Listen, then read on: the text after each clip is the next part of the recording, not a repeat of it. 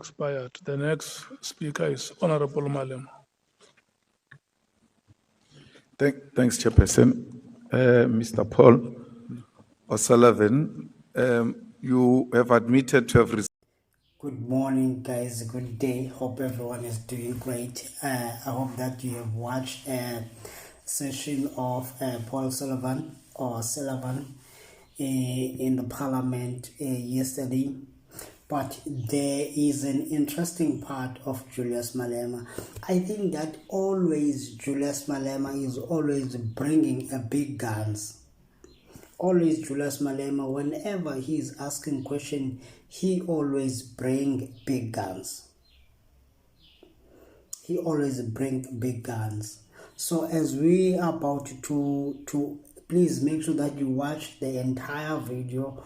Maybe in the end I will come and comment on it, because Julius Malema, he is not playing that guy. He is asking serious question.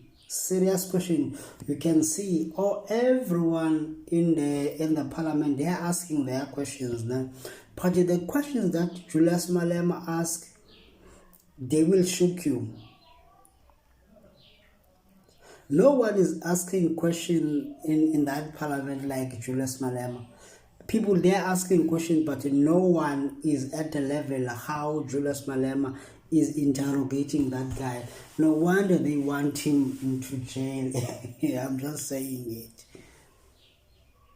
Received money from DSO, right? Correct. And therefore, these documents that are presented before you are not in any way suggesting that they might be fraudulent. They're just confirming exactly what you have confirmed, that you have received money. Well, I've never seen the documents before, but the document would appear to me, if I recall correctly, the amount that was paid to me at the time was 100,000 Rand, not 1 million Rand. The question was not, have you seen the document before? The question was, what is reflected on this document is exactly what you have experienced in your account. Yeah, but not the 1 million. Why? No one has said 1 million. 1 million is a person who was trying to. It says 1 million. No. There's no one who says 1 million.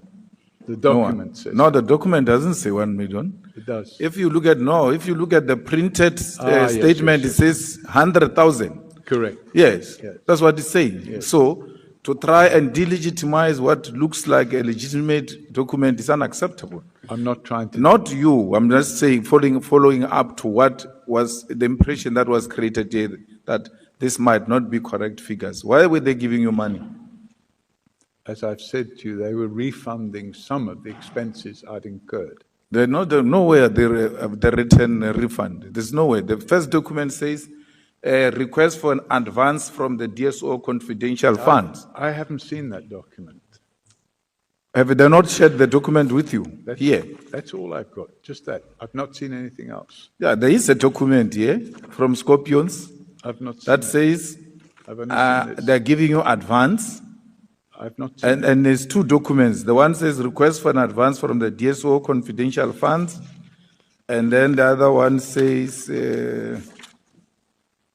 application for reward, Paul O'Sullivan. I've not seen it. Nowhere do they suggest that you are being refunded for anything. Thank you. So in a way, you are part of these people who have been benefiting from this slush fund. Chairman, that allegation was made earlier. The slush fund I was talking about was the Crime Intelligence Slush Fund. Any payment that's made by the NPA or the DSO is not being made from the Crime Intelligence Slush Fund. No, it's the same thing, Chief. It's the money that they don't account for. The DSO confidential fund. Oh, I know nothing it's about police. It's police money. This is the it's first government time, money. It's the public money. This is the first time I'm seeing this document.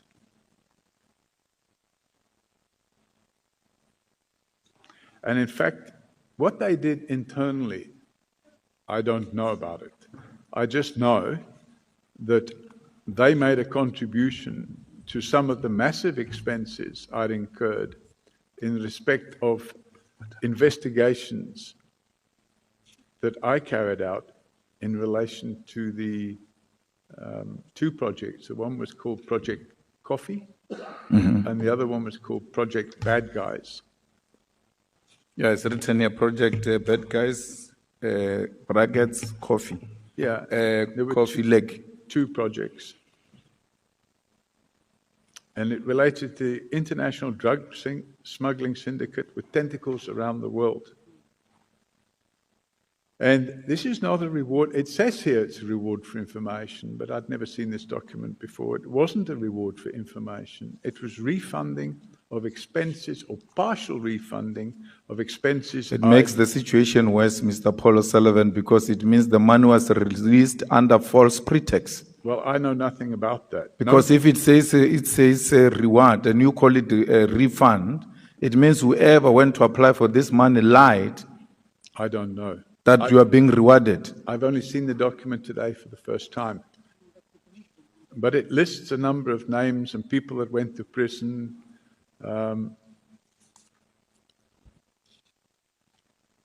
So, yeah, I'm seeing it for the first time today. Okay, let's leave that one. At least we confirm that you have received the money. We're just not finding each other about why you received the money. I just want you to assist the committee in relation to your professional background.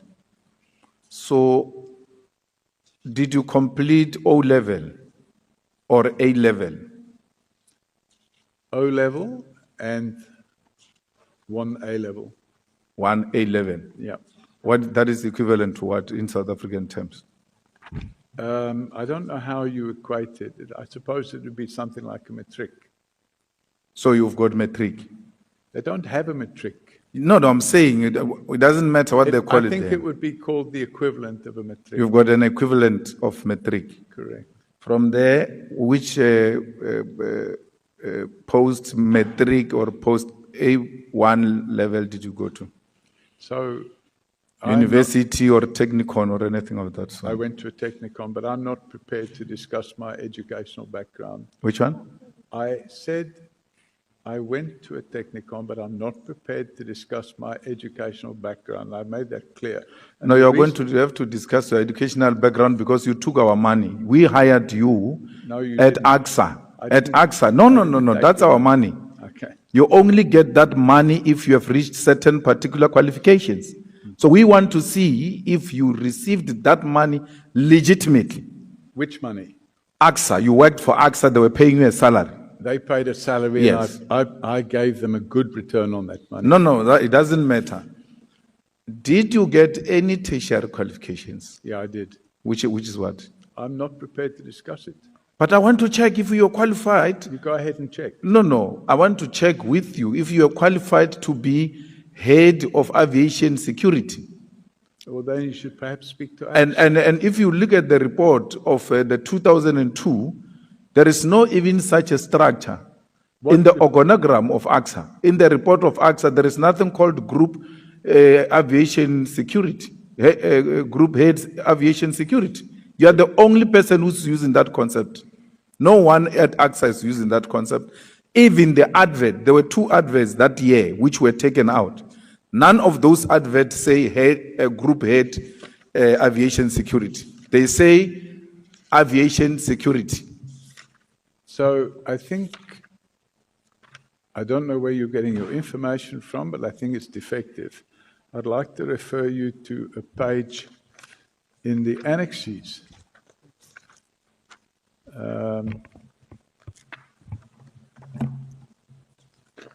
Come to the page number now.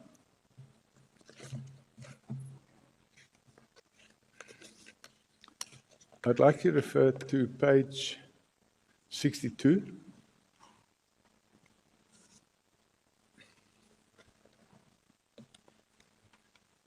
Yeah. And page 63. Yeah. And page 64. So on page 62, it's addressed to Mr. Paul O'Sullivan, Director, Executive Group Security. Page 63, it's addressed to Mr. Paul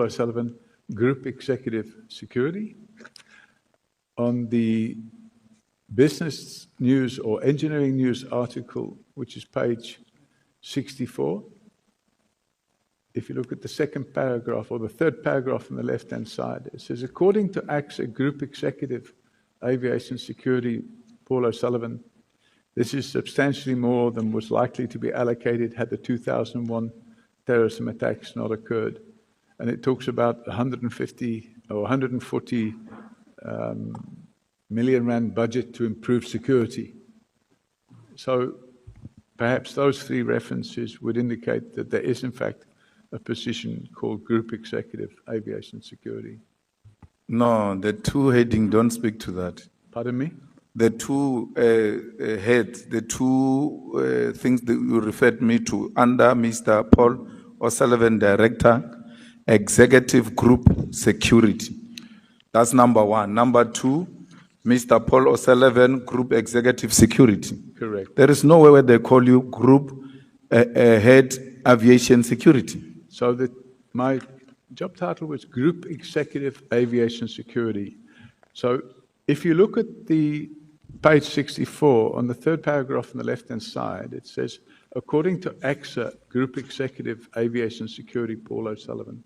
So No. That's what you call yourself. That's not what your employer calls you. I mean, this is an article. What you are referring me, it's an article of a newspaper, and that's how you would have said, this is how they must address you. But where you are being addressed officially in the letter of the institution, it says Director Executive Group Security. Then the second one, it says Group Executive Security. Nowhere do they refer to you as Group Head Aviation Security. So those people wrote what they thought was my position. My position at the time and my contract of employment was Group Executive Aviation Security.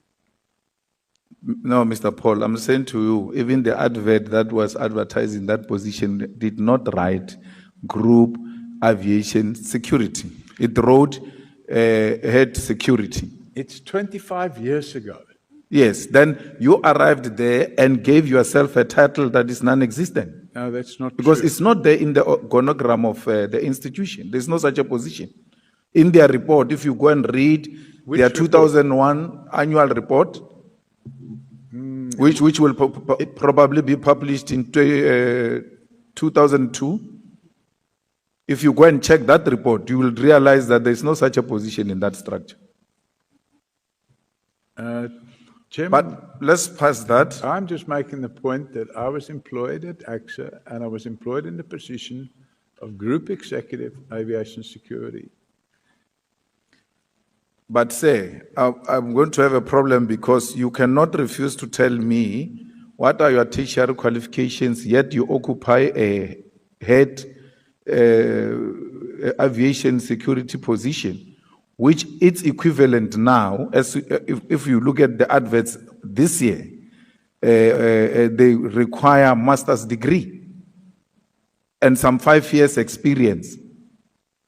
So I could imagine during your time, there's no way, even the one that I'm referring you to, it says it requires a degree or an equivalent. That's why I want to check your qualification to match it with the requirements so that I can make a determination that you are indeed employed through your qualifications. And am I correct in thinking, Chairman, that that's in the terms of reference of this committee, to look into the qualifications of a civilian that has nothing to do with it? It has got everything to do with We're going it. back, no. We're going back more than 20 years. Okay, and my qualifications were obtained 40 years ago. So I am not going to get into a debate. I have rights, and my rights include the right to privacy. And you would know from the Constitution. And my right to privacy, I will maintain. And you can dig into my right to privacy if you want. I'm here voluntarily, and I'm not going to submit myself to providing information which I believe you're not entitled to. So you can repeatedly ask for it, and you can make all the assertions you wish, but I'm not supplying you. You with know my why private you're information. making this a big issue? Is because you lied yesterday and told us about a technicon that is non-existent. Oh, really? Okay. It's not there. You did. You told us that you went to some Manchester engineer or something. The chair can confirm that. Okay. You said that yesterday that you went to Manchester Technicon or something, and then when we went to research that institution, you said you went to a training in engineering. We did not find such an institution existing. Yeah, okay. So, Mr. Paul O'Sullivan, you occupied a senior position without qualifying because you had infiltrated the system. If you believe that. And but you're wrong. part of our investigation, the reason why we go to qualifications is we want to demonstrate that these people they don't have the necessary skills, yet they occupy strategic positions because of their proximity In the police. to those, not in the police. But aren't we supposed to be looking, Chairman, at the allegations from the KZN Commissioner of Police, and instead you're now diverting? So what you've actually done, Chairman, is you've first of all invite me here, I come here, and now what you're doing is you're trying to impugn my character, and you've been doing it for the last 5 hours. And, you know, I'm not going to cooperate with that. No. You're going to cooperate. Look, No, I'm sorry, you but went won't tell me what I'll cooperate with. you went to mess up our IPT and our justice system, our criminal justice system.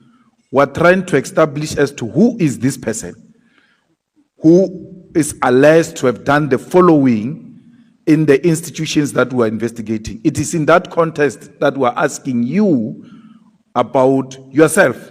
And it shouldn't be difficult for a person who has taken an oath to tell the truth, but nothing else but the truth, that I went to school and this is why. I'm not asking you whether you passed with this higher degree or not. I'm just asking, where did you obtain your qualifications?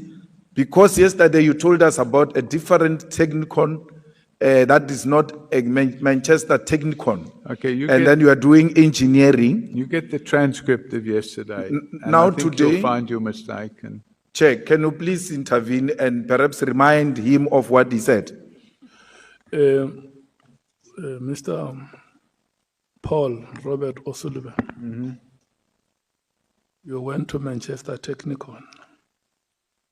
no, you- I said I and studied you- at Manchester, and you- somebody said, "Is it a technicon?" If you listen to me, Okay, so that sorry, Chair. you know what you are going to respond to. You went to Manchester Technicon and you obtained a higher certificate in electronics. That is the evidence that you deposed here Yes, yesterday. that's correct, and that is Yes. correct. Thank you. But it's absolutely not called Manchester Technicon. But you know, somebody said, "Is it a Technicon?" And I said, "Yes," but it's not. But anyway, You see, you are now changing that, now that you are no longer prepared to talk about your qualifications. But I just demonstrated to you, you spoke about your qualifications yesterday.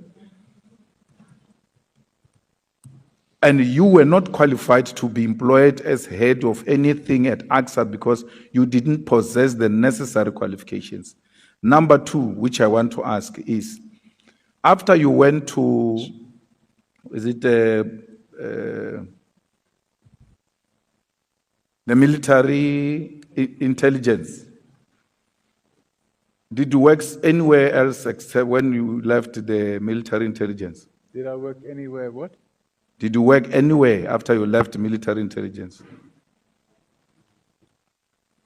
Yes, I did. Where? I'm not telling you Why? because it's none of your business. It's none of my business. So, okay, that's fine. You don't have an answer. And no, you don't have an answer because the question after that was going to be, where did you get the money to invest in the property investment? Because you were just from school, went to military intelligence, and then the next thing you come to South Africa for tourism, you love the place, then come back to South Africa to invest in property development, and not only in South Africa, but in different kind of countries. Where do you get that money from? Because military intelligence will not have given you such pensions. No, a pension, I don't get a pension at the age of 26 or 27. That's what I'm saying. Where did you get the money property to? development, and I made profit. Where did you get the money to invest in the property development? The first development I did, I borrowed the money from the bank, and I made a profit. And I reinvested that profit in another property. And I made a profit there, and I reinvested that in another property, and I made a profit there. So that's how property development works. No, I don't buy that story. Mr. Paul O'Sullivan, property investment is a very expensive investment. My suspicion is that you were given money out of the military intelligence to go and be an investor in different countries to continue saving them, inspiring those countries on their behalf. But you must look like you are an investor.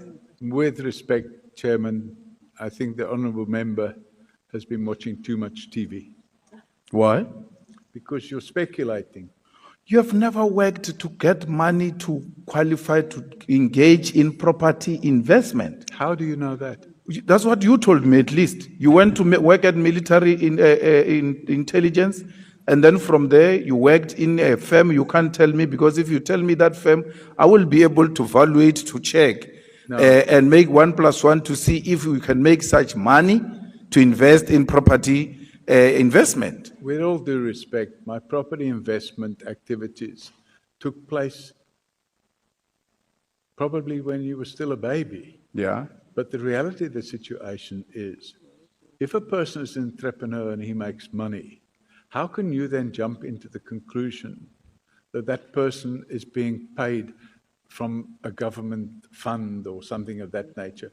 That's pure speculation, and you don't have a shred of evidence. So what you're actually doing is you are making these speculations. It's your idea, and it's wrong. No. And I'm just pointing out that you are wrong. No, my idea is that because I was a baby, and it's not my problem that I was a baby, it is my mother's problem. She gave birth to me at that time. I've got nothing to do with what I was at that time.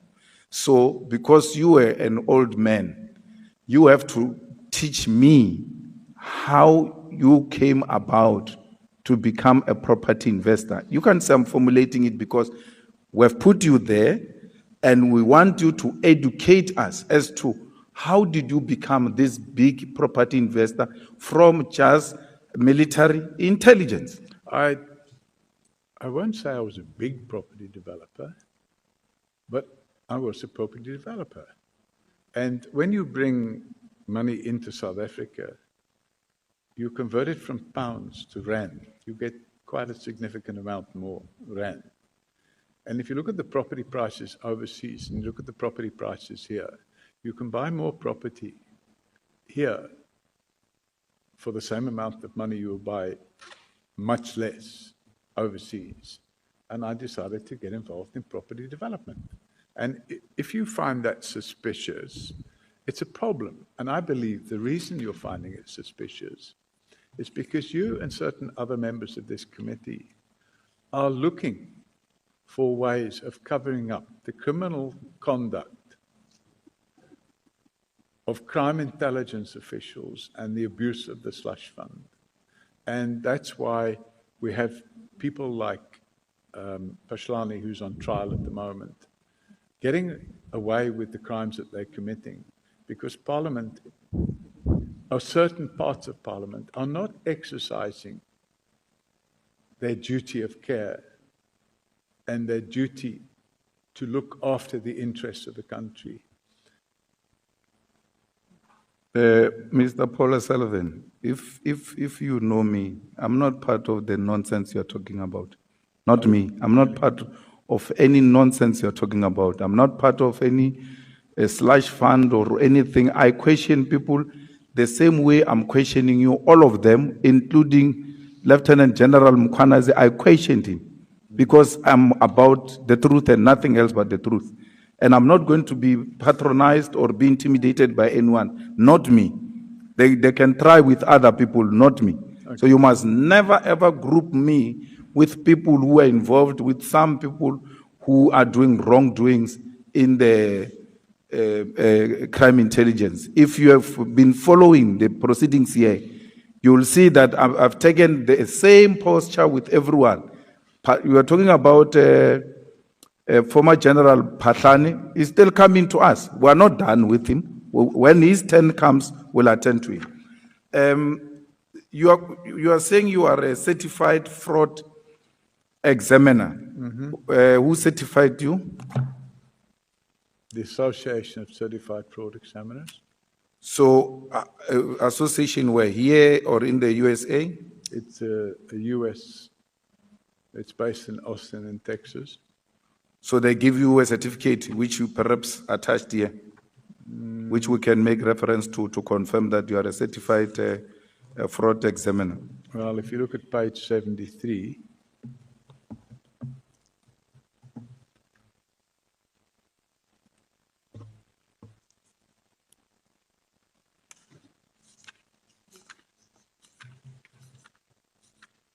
yeah.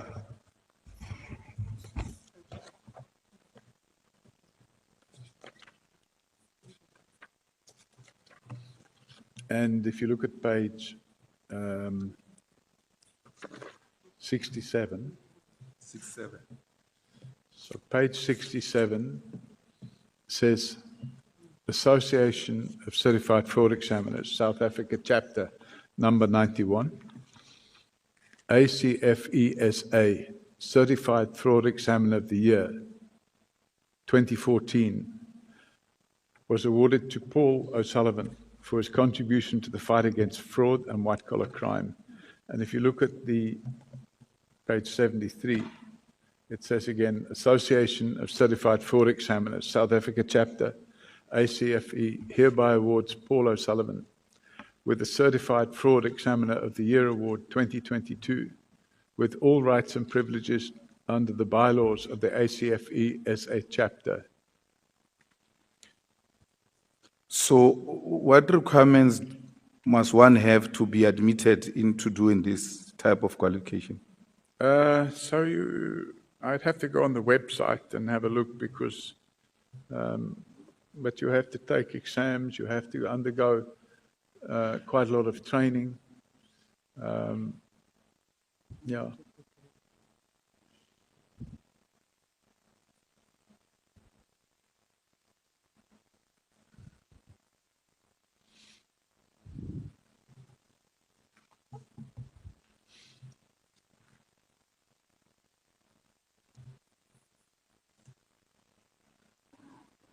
So now what I want to understand is that were you expected to have some pre-qualifications before you entered this? I think so, yeah. You'd have to go on the website and have a look at what the requirements are.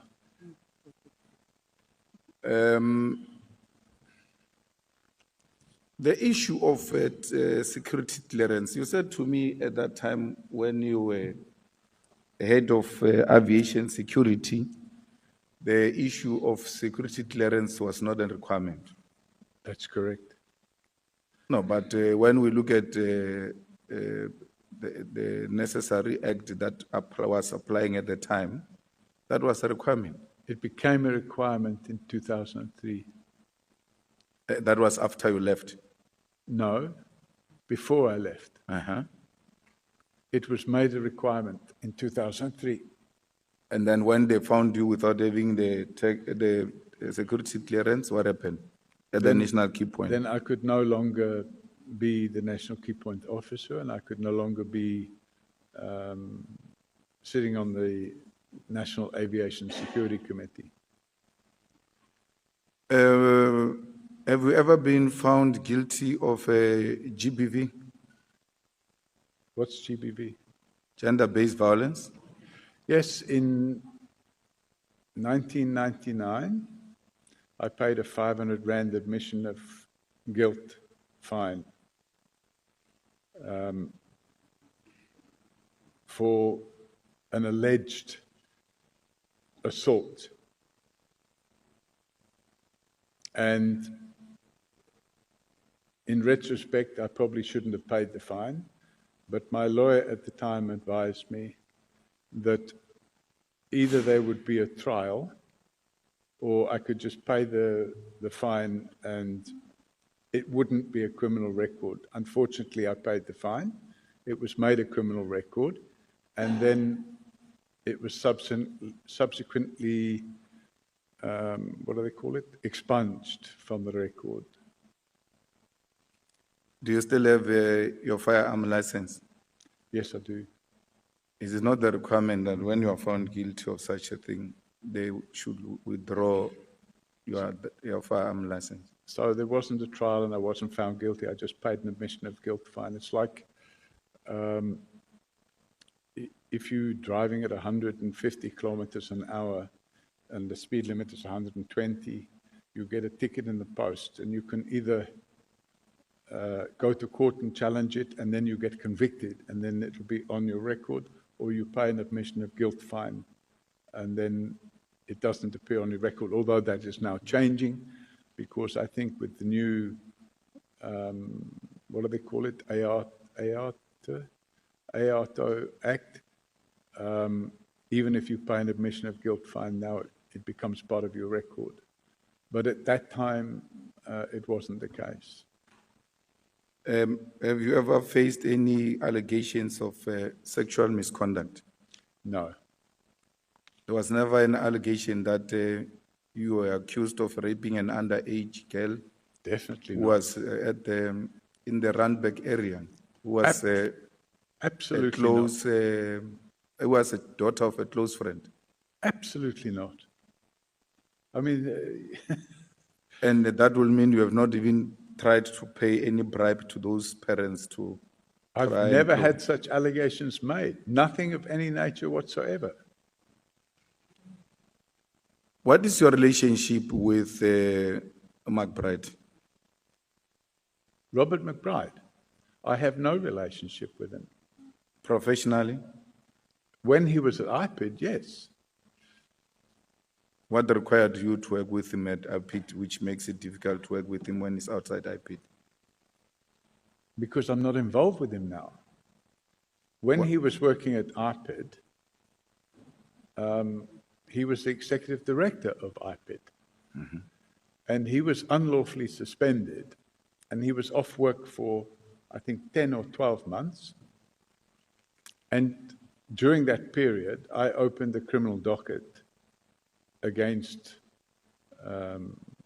General Pashlani. And that was in February, I think February the 16th, in 2016. And after I opened that docket, there was no investigation. So for 10 months, there was no investigation by IPID. And because they refused to investigate, I continued gathering evidence myself. But after March, I refused to supply any of that evidence to IPID because they were leaking it to General Pashlani. So at the end of October 2016, the Constitutional Court found that Robert McBride's suspension was unlawful, and he was reinstated. And after he was reinstated, immediately after he was reinstated, I reached out to him and I said, hey, you know, we need to pick this docket up. I opened it 10 months ago and there's been no investigation. And that was my first proper sit down with him to explain what happened on that docket. He then appointed Matthews Sissoko to put a team together. And the head of that sorry, team, Mr. O'Sullivan, there is a request that you speak to the mic. Oh, sorry. So he put a team together. Let me just move my chair. He put a team together and the investigation was carried out. And during the process of that investigation,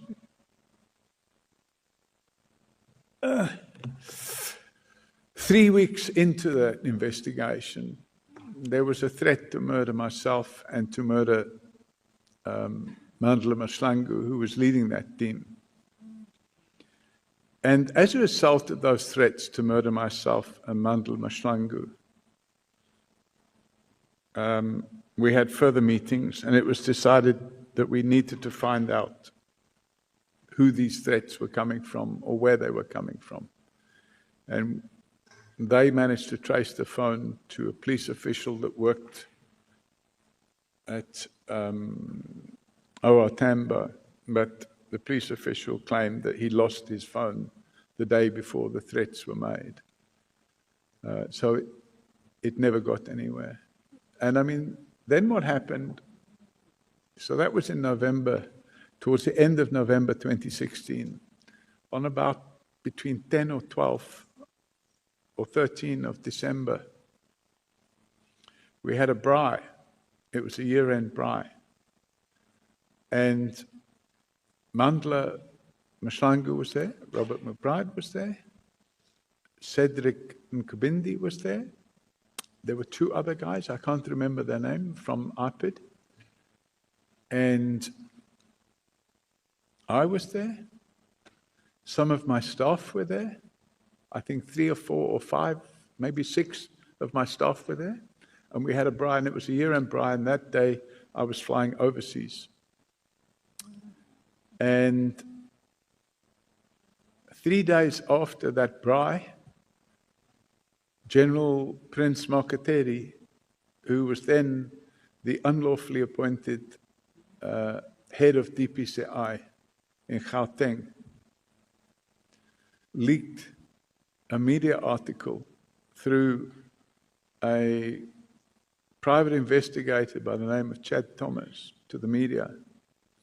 And the article alleged that a secret meeting took place instead of a braai, and that the purpose of the secret meeting was to discuss overthrowing the government, and that the persons present at the secret meeting, apart from myself and McBride and others, was the DA and AfriForum and a journalist. Of course, the whole thing was fabricated. See, I'm being very patient, but my time. But the media made a big meal of it, a massive meal of it. So I then invited General Makateri to take no, not I. Robert McBride invited General Makateri to take a polygraph test, and he agreed to take the polygraph test. And I said to Robert McBride, he should also take the polygraph test. So he did take the polygraph test, and after he took the polygraph test, which he passed, and the question was, were you at a meeting where you talked about overthrowing the government? And he passed. And the question for Makateri would have been, is this case you opened for allegedly overthrowing the government real or not real?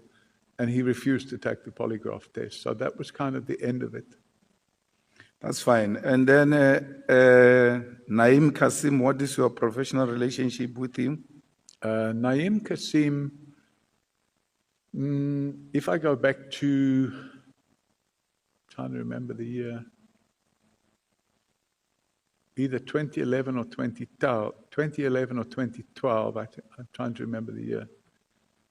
Naim Kasim was a client.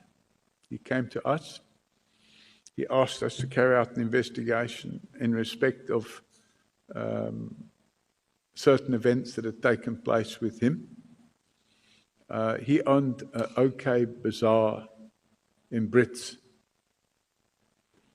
and he alleged that certain people had threatened him and beaten him, and he had the video evidence and stuff like that. So we sat with him, we interviewed him, and we carried out an investigation. So he was a client? He was a client, yeah. Moti will also be a client?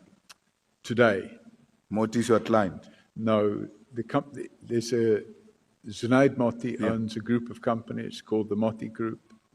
And today... Now I'm talking Zunaid Moti. Yes, Zunaid Moti is not a client. It's not your client? No, but he you owns... You don't work for him? No, he owns a group of companies, and the group of companies are clients of ours. How many passports do you have? 4? Yesterday you said 3. Yeah, so because my passport was running short of pages, I got a second passport. So I have 2 South African passports, 1 Irish passport and 1 British passport.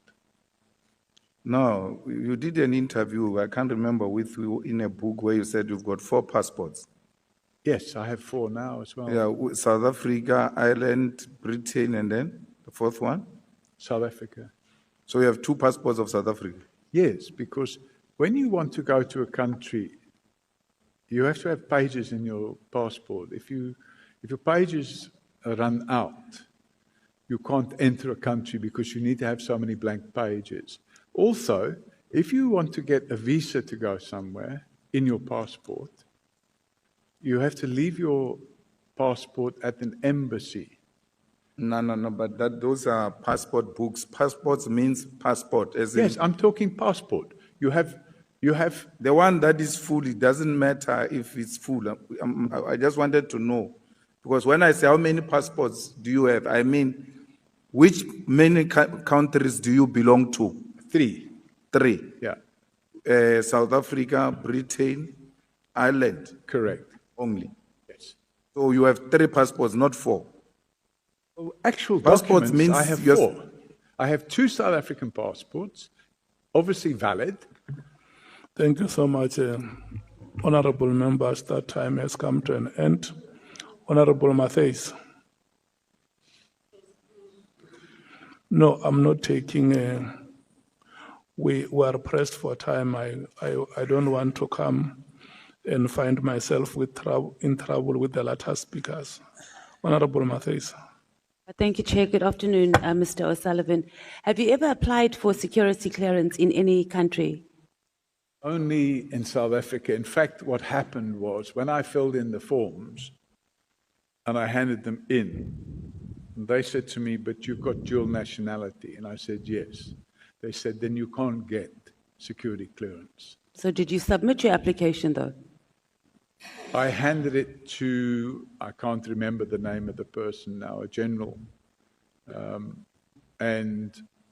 When you hand it, you have to be, when you hand it in, you have to have a sit-down meeting with them and they go through your forms. When I sat down, this would have been back in 24, 25 years ago. But when I sat down with him, he said, "Oh, but hang on a minute. You have dual nationality." And I said, "Yes." He said, "Then you can't get security clearance." So there was no process that followed? No, it stopped. Have you sent any messages or communicated with Denayo Mokwela? Who? Denayo Mokwele. I don't know. Who's that person? You've never sent her any messages. She's the one that has been arrested with General Khumalo for apparently submitting illegal qualifications. Ah, the brigadier. Yes. Yes. Did you call her a little girl? No.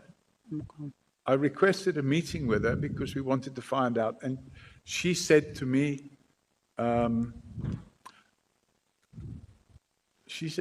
"I'm not prepared to speak to you. You must speak to HR of the police." And then you didn't say anything, you didn't refer to her as a little girl? No. In fact, I sent her an email, I think. Can I pull up the email and read it to you? I don't think it's necessary at the moment. If you're saying you didn't, it's fine. We will move on. Have you ever been charged in any other countries for... Have you ever been charged in any other countries? No. So you've got no convictions in any other countries? None at all. When you left South Africa now recently, when did you leave?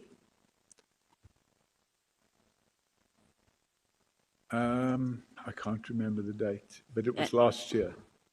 And then when did you return? I came in and out. So I went to, I went to the UK, I came back, I went to Australia, and then to Fiji, I came back from Australia, and then I went back to the Okay, UK. just kind of asking you, when did you come back? I can't remember the dates. So we can confirm with Home Affairs. Yes, you can confirm with Home Affairs. No problem. Did you provide a security clearance certificate to Parliament? Or you just wrote to us saying that your life was under threat? I don't understand. Did I? No, I'm saying, was there a security assessment done? Did you provide a security assessment from No. a credible institution? No. So it was Parliament acted and provided state resources for your security based on your email saying that you have a security, your life is in danger. What I supplied to Parliament was the evidence. Oh, what was the evidence? The I don't have social media, but somebody downloaded it and provided it to me, and I sent that to... Oh, it was social media, okay. Yeah, where they were threatening me, and they said that I should be shot or there should be a shootout, and there should be a shootout with me. And is that, in your experience, should be something that, credible for a government institution based on a social media post?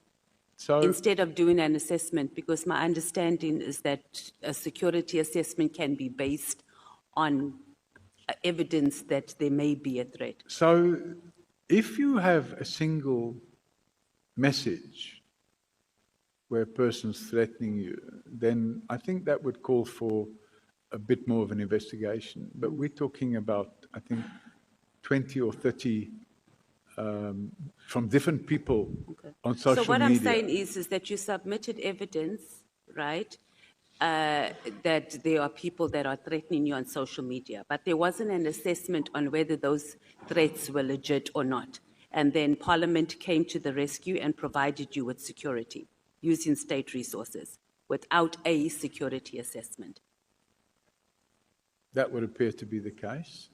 Okay. Let's talk about AfriForum. When did you become a member of AfriForum? In 2016?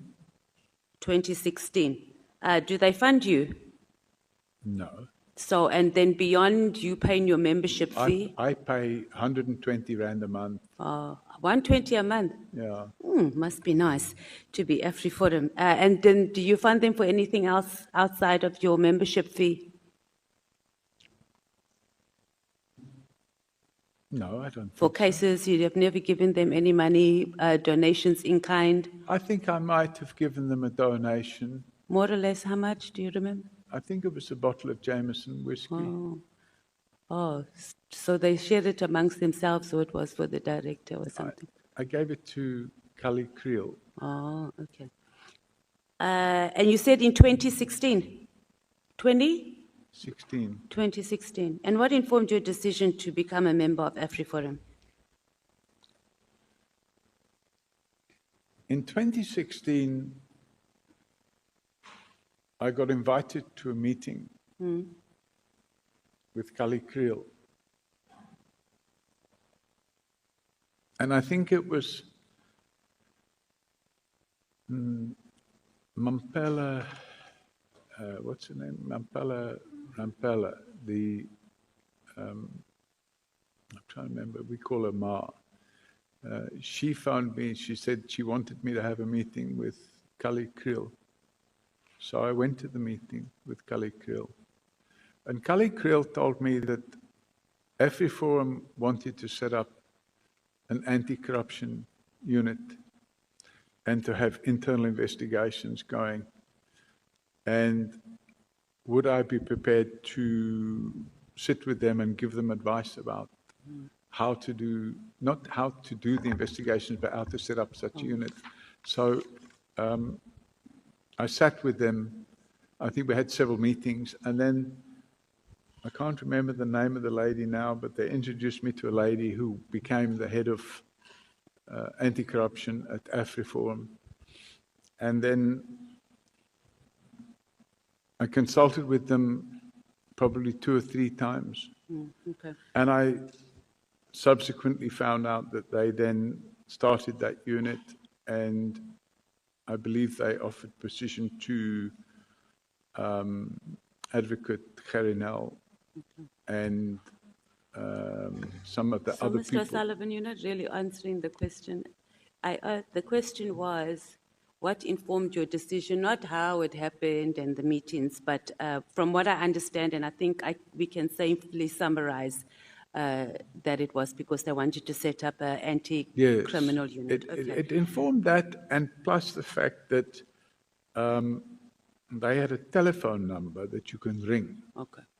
if somebody tried to do something to you. But it was around crime. Pardon me? But it was about crime, their Yes, response to yes, crime. yes. Okay, so I think we covered. So this comes, okay, let me ask you this before we go. Do you align with AfriForum's claims that there's a genocide here in South Africa? No. But you're still a member and you pay 120 Rand every month to them? Yeah, so, I pay my taxes too, but I don't align with everything that I'm goes just on in asking South because this Africa. is a voluntary thing. If there's two Yeah. things that happen in this life when you are born, is that you're going to die and you're going to pay taxes. Yes. but Joining I think AfriForum is the if- choice. If I'm satisfied to pay 120 Rand a month, because in return for that, I have a toll-free number that I can call. Oh, okay. And when I'm not in the country, my wife can phone that number. Oh, okay. If there's some So incident. with someone with such means, you need to subscribe to an organization who goes around and says that your beloved country that you love so much during apartheid of 1980s, you will be a member and give them 120 Rand a month. So I believe that the Constitution gives people the right to Yeah, I'm choose agreeing. You what have a they right. say. I agree. Okay. And I don't have to explain. No, you don't. We got it. Thank I'm you. happy for that 120 Rand a month to have the ability to Yeah. have a toll-free number that I can call and get it okay. sent. And to be frank with you, I was very happy that AfriForum, when they could see all the injustice that was going on. Okay, I'm with not asking myself, you what you're happy with that- AfriForum. well, they That's came- not. they no, came no. to the party No, and they but- assisted yeah, with that. I am very glad that Okay. that was not the question. So, do you see how that recommendation letter that was read out earlier, where someone recommended to the Home Affairs Department back in the 80s? That you must get a work permit, and it specifically said that you are going to be of benefit to the white community. And then you said you don't remember. No, I you were didn't just say told I to don't sign remember. it. I said I never saw that letter. Okay. I saw it for the first But time you said you were told yesterday. to write it. So do you see how that thing aligns? Sorry, Chairman. You're getting mixed up between the handwritten note. In the handwritten note, I didn't say I will be of benefit to the white community. I didn't say that also. It was a I said typewritten a letter. recommendation letter. Do you see how it lines up, how it can be aligned, how you are a benefit to a white community that goes around and tells the whole world that there's a genocide in our country? Your relationship with members of parliament, do you have any? Do you engage members of parliament? No. Have you ever engaged any members of parliament? From time to time. Which ones? Diane Kohler-Barnard. What do you engage her about? Well, I haven't engaged her for quite a while, but it would have been about corruption. I would have supplied her with evidence of the cases that we have opened, because at one stage, I'm going back quite a few years, Diane Kohler-Barnard was the, what do you call it? Shadow something to do with safety and security. And on that matter, did you, your communications, because she also was a witness here, and we asked her the same question about her relationship with you. So your communication, was it also around the operation get rid of General Paghlani? No. Okay. And then who else? I think I might have said hello to Honourable Ian Cameron at a fraud conference last year.